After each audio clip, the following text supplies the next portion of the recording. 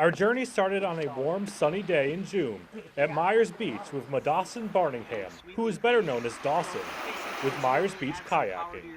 Before we could go too far, though, Dawson had to teach this newbie some simple paddling techniques. A good rule of thumb is I like to put the middle of my paddle, or the shaft here, put it on top of my head, and it's going to look a little goofy, but I like to create a 90-degree angle with my wrist, my elbow, and my shoulder.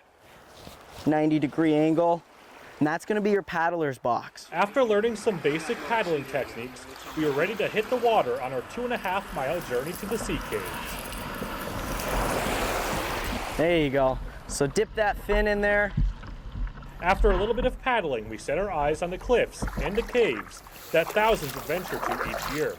Dawson explained how Lake Superior's constant erosion is the reason we see the unique facade we all know and love today.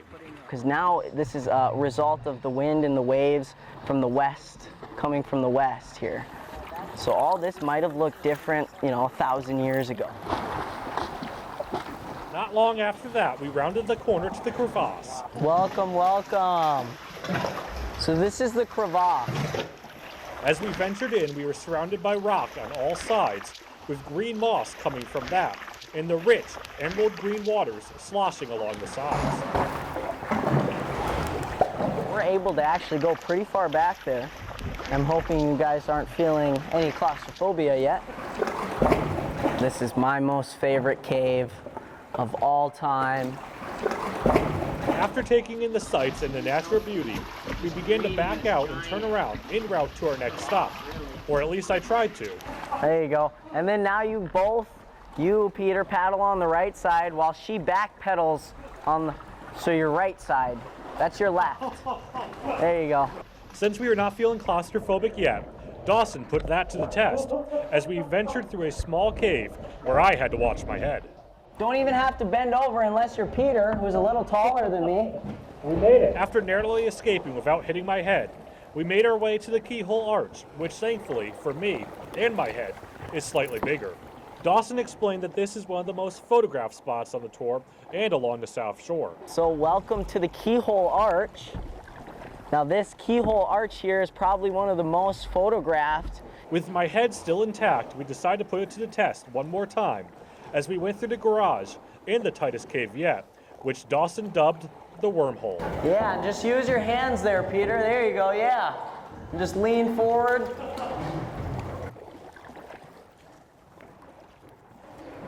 But yeah, you just went right through that. Last but certainly not least, Dawson brought us to the cathedral with the high rock ceilings and the crystal clear water of Lake Superior. It was hard not to be amazed. It's just perfect here. And it just makes you feel like you're really deep inside of the rocks here. With the awe of the cathedral behind us, we began the nearly 2.5-mile journey back to Meyers Beach.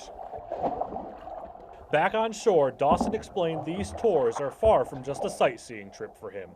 He sees these as a way to connect with his ancestors and his heritage, being a member of the Red Cliff Band of Lake Superior, Chippewa. Being able to go out in a kayak is quite similar to a canoe. Like you said, my ancestry, we built out birch bark canoes, and we used those. We utilized a lot of canoeing, and just to kind of see what they were connected with, like the boat, you, and the water. It's real humbling experience to know that you're this close to beauty, and it's just, grasp of your hands, really. He says he also sees these tours as a way to connect others with his heritage and history and the roots of the Bayfield Peninsula as a whole. It's an honor to, tell people a little bit about the Ojibways and the Chippewa Nation, because, like you said, not a lot of people do know. It's just good to learn those things, those stories, and that history, to really understand what this peninsula is, and what it was built off of, really.